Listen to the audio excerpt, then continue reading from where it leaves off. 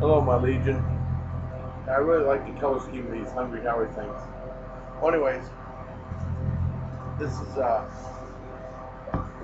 video for something that I'm gonna like to call the Gauntlet of 70s Grindhouse. Now, this is my friend let me borrow a thing called Horrible Horrors, which are 4 Grindhouse movies from the 70s and then 4 from the 80s. Now, these are all from Crown International, and I didn't know anything about Crown International until about 1980.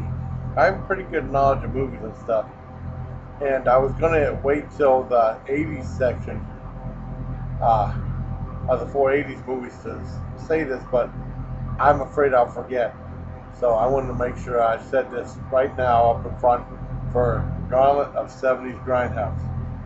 But basically, I found out about Crown International through commercials when I was really young.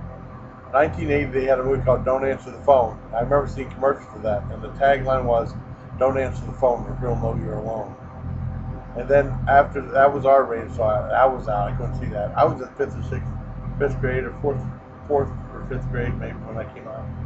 And then not too long after, a movie called The Hearse came out with Joseph Cotton, and that was PG rated. And now I tried to, I was able to see that because it's PG rated, but I never bought it asked by mom or dad. My mom would take me, and my dad would probably get mad because the movie is very boring. You know, that's one of the movies on Horrible Horrors from the '80s in that DVD class. I'm going to revisit that and see if I like the movie now. Well, anyways, those 2 movies came out, and then eventually they started to do. The movies are very low budget, but eventually a couple of the movies got picked up by major distributors. They had a movie called My Tutor. Now these are their comedies. Their comedies in the '80s got some real attention from different distributors. My Tutor came out in the '80s, and even Cisco and Ebert actually liked that movie. And it's it's a sex comedy, and at the beginning there's a scene of brothel with a very memorable performance by Kitten Natividad. Check it out, that's really good. And they liked the movie, and then that was picked up by Universal, believe it or not. And then they had a couple other movies that were picked up by major distributors. I think My Chauffeur came out, and I think TriStar picked that up. I know Vestron was the people that distributed the movie. Howard Hessman was in it, and that got some good reviews too. And then they had a movie, probably the biggest bait and switch movies I've ever seen, a movie called Jocks.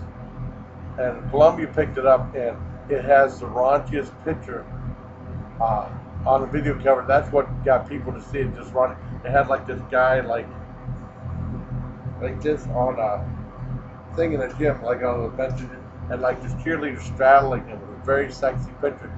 The movie has nothing like that. The movie sucks. It's so boring. Nothing happens in it. No nudity, no swearing. It's R-rated. Ogres in it. It's called Jocks, but it's probably one of the biggest. Uh, oh man, if you probably most people rented that because of the box cover, and they probably saw the same box cover art because that's what gets people to watch it. Nothing happens in it. They're a bunch of tennis players, and it's called Jocks, but it's just about tennis, and they're tennis players, and nothing happens in it. No nudity, no laughs, no nothing. It sucks. But the video cover is very sexy though, and that's what got people to buy it. And that's why my dad actually bought it. I rented it, not buy it, but rented it. Back in the days of the old mom and pop rental places, far before Blockbuster came in, and far before like Redbox and Netflix and Frog and all this other stuff, because it's not the way it used to be with rentals and stuff like that. Anyways, I don't know if Jock came first or My Chauffeur, something like that. And then Columbia Pictures bought Jocks, and Columbia Pictures also bought Cave Girl, probably one of the cheapest looking movies I've ever seen. But it's actually funny. I like Cave Girl a lot, but it's very, very, very low budget. And it played for about a week in theaters. That didn't go over too well with the critics. And then back in '87, they had a movie called Hunk came out, and then Columbia also bought the rights to that, and it was most notable for being James Coco's last movie. And it's about like this guy that gets a nerdy guy that gets transformed and becomes a hunk or something. It's like PG or PG-13. That's not a bad movie. I saw that a long time ago. It's pretty good. And then I actually went to see one of their movies in the movie theater. It was a great movie when I was in the Army in Fort Gordon, Georgia. There's a great movie called Death Row Game Show, and that was like a take on like a game show, and like you're put on like they had people from death row, and if they got their questions wrong, they'd get executed, you know. And that was the whole gist of the show. And then uh, the guy who hosted the show could have easily been Jim Carrey, because when this back when Jim Carrey's career was, but he was like a Jim Carrey type wannabe. But it could have been, he easily could have been Jim Carrey, you know, if he accepted that role. But anyways, it was a very low budget movie. It had a guy named Bino, you know. And I liked the movie, even though I was really tired. I fell asleep in the theater anyways. I was tired. But I was in the Army, and a lot of times you're really tired in the movie. And the only other times I fell asleep in the movie, I fell asleep during Dead Man Don't Wear Plaid a long time ago, and I fell asleep during Pure Luck with Danny Glover and Martin Short. God, was that movie boring. Oh, that was awful. I thought that was in when I was in Fort Detrick. I fell asleep in the regular civilian movie theater. Then it was a horrible movie. Anyways, Death Row Game Show came out, and then I thought that was their last movie in '88. I think their last movie, I think they went out of business in '89. The last movies I know about were '89. They might have had something in 1990, but they went out of business soon after that. And the '80s movies I have on a collection are Primeval from '89, and then they had oh god, they had on the CD that Alec, my friend, gave me. It was like well, it was Primeval from '89, Flesh Burn, which is actually a really good movie. I saw that one. I rented that a long time ago. I made a copy of it. And my one girl that I was watching, one girl, and some people were really cynical. She was probably the queen of cynics or the skeptics. You know, she was horrible. She was like, if you watch Jeopardy and you get a question right, she's like, oh, you must have seen this show. Stuff like that. But she actually liked the movie. She hates everything. She liked Flesh Burn. And that was the one about like this crazy Indian guy that got sent to an insane asylum, and then he takes his revenge on the people who sent him there. And it's kind of like a Western type thing. I never considered it a horror movie, but it's on there, and I'm going to revisit that when I review those movies. And the other two movies are Lurkers, where the first 10 minutes was alright, then the rest of it, I didn't really care for it. I'm going to revisit it and see if I like it now. And like I said before, the other one's The Hearse, which was monumentally boring when I first saw it. And hopefully I'll like it this time. You know, you never know. It's about a guy who's like a ghost story. He's haunted by a hearse or something like that. PG rated, but I'll check it out again. And you know, I wanted to make sure I got this history of Crown International out of the way. And also the weird thing was around '89, '90 is when they went out, when they got bankrupt. Same thing happened to Orion.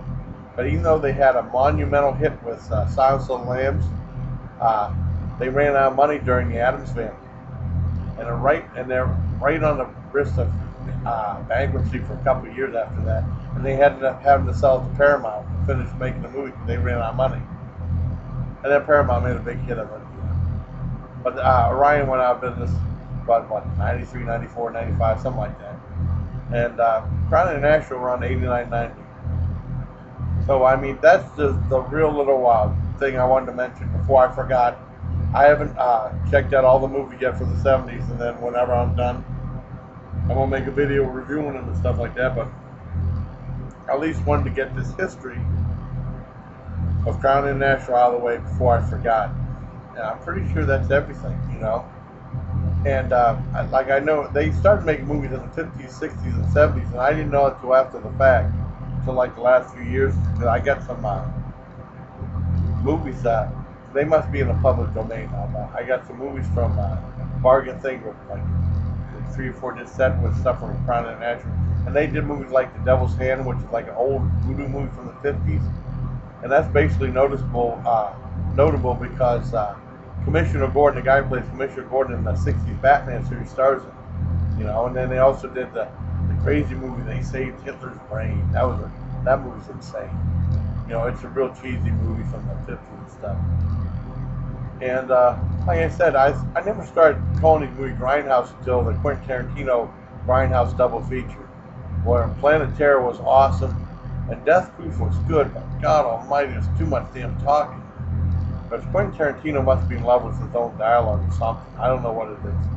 I like Quentin Tarantino, but God, he just likes people to speak his dialogue. It just drags movies to a halt. You know, Death Proof was an alright movie because Kurt Russell helped that movie out a lot. You know, and well, that's it for now. And then when I see the movies, I'll review them and I'll put the reviews on after this. But I wanted to make sure I got this out of the way before I forgot. Take care, my legion. There we go.